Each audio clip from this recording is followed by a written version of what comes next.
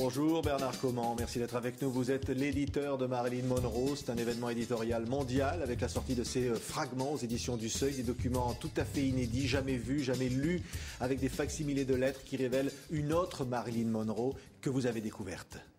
Oui, que j'ai découverte un peu par hasard et évidemment le fait que c'était des documents de Marilyn Monroe. Au début, on m'avait dit une quinzaine de documents. Petit à petit, j'ai vu que c'était beaucoup plus important que ça.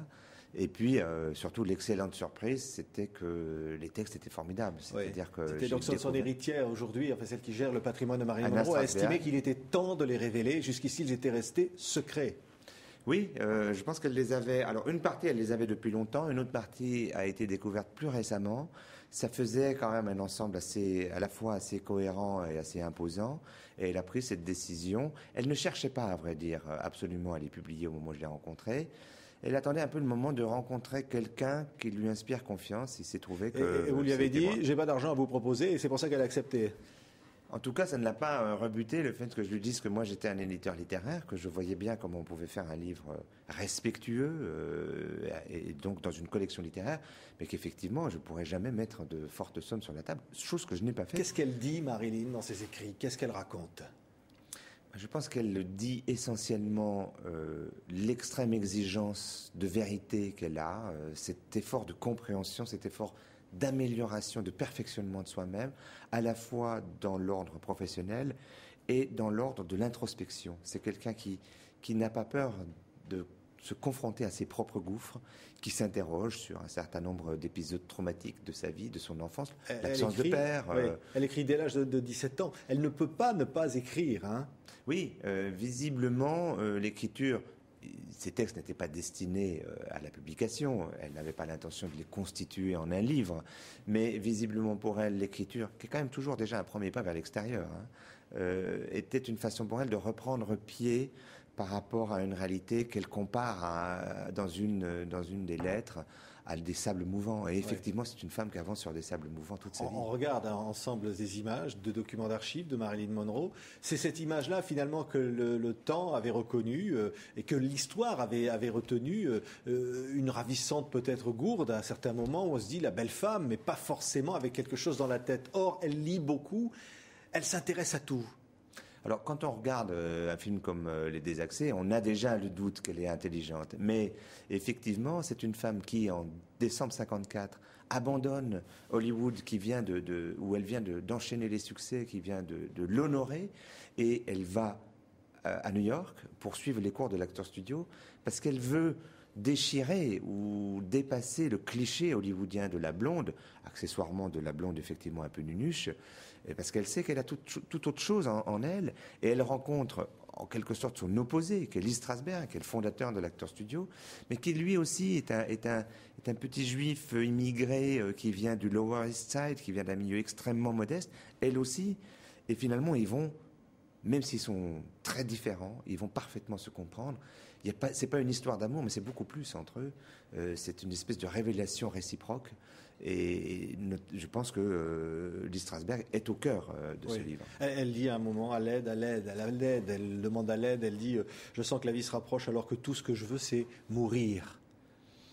Oui, alors il y a les deux postulations dans ce livre, c'est-à-dire qu'il y a une tonalité mélancolique, presque suicidaire, mais qui est toujours compensée ou contrebalancée par une aspiration à la vie. Et il me semble qu'il y a un poème, parce qu'il y a quelques poèmes que je trouve personnellement très beaux, dont un qu'on pourrait appeler Les Ponts, où il y a au fond cette double tonalité qui est résumée, puisque dans les premières lignes, elle dit « je voudrais disparaître, je voudrais être non existante ». Elle voit le pont d'où elle pourrait se jeter, mais c'est le pont de Brooklyn qu'elle trouve trop beau. Elle dit alors il faudrait trouver un autre pont. Et puis elle finit par dire mais qu'au fond elle est attachée à tous les ponts et qu'il n'y a pas de pont laid. Et on voit bien le passage de cette aspiration à la mort et de la relève de la vie qui s'impose quand même chez elle. Oui, elle écrit à un moment la souffrance lourde d'un sentiment de rejet, de blessure face à la destruction, la perte d'une sorte d'image idéalisée de l'amour vrai. Alors, il y a deux choses. Je pense que c'est très difficile pour elle de vivre le statut d'icône, de star hollywoodienne, de la femme la plus regardée du monde, déjà de son vivant. Et puis, elle veut... Elle cherche quoi? Elle cherche le père qu'elle n'a jamais eu. Elle a passé son enfance dans les familles d'accueil. Et elle cherche l'amour.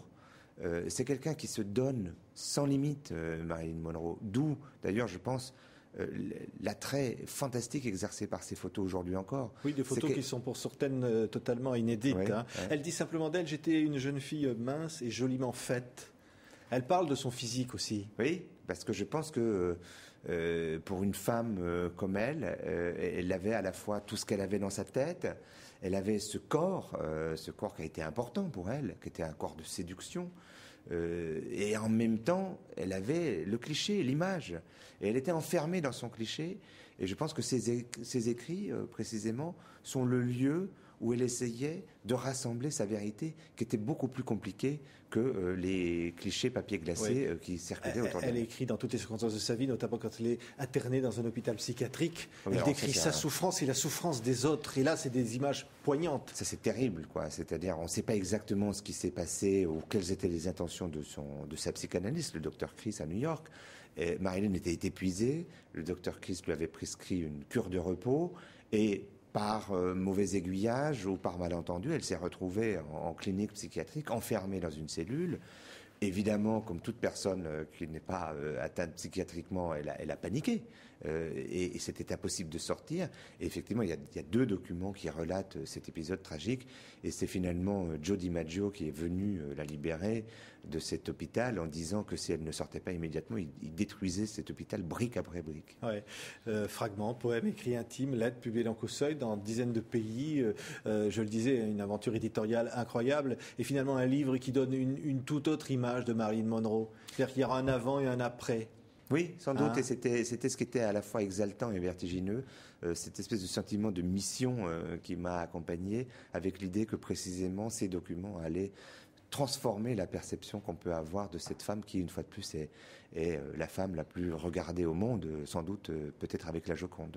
La plus attachante aussi, peut-être. La plus attachante, la plus humaine, la plus fragile. Extraordinairement attachante et émouvante. Oui. Ces fragilités venant d'elle sont... moi, quand j'ai travaillé sur ces documents, j'étais absolument bouleversé parfois. Merci en tous les cas de nous les avoir fait connaître. Bernard Comment, c'est un livre formidable, hein, et tout le monde le dit.